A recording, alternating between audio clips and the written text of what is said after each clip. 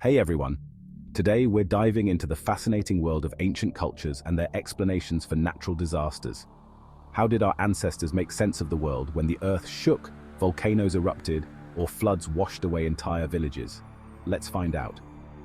Long before the advent of modern science, ancient civilizations had their own ways of understanding these catastrophic events.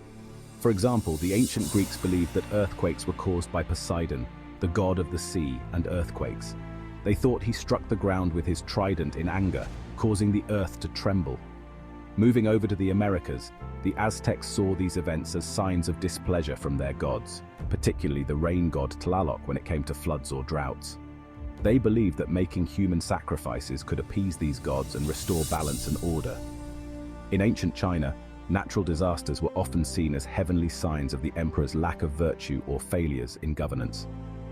It was believed that harmony between heaven and earth could prevent such disasters, and any deviation from this balance could have catastrophic consequences.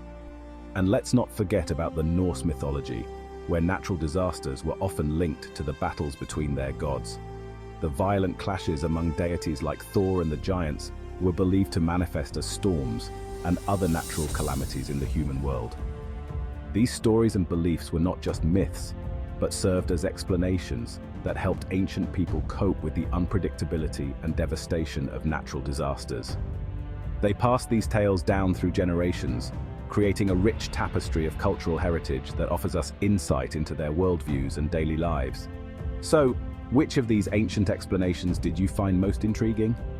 Don't forget to hit like, subscribe, and share your thoughts in the comments below for more fascinating glimpses into history.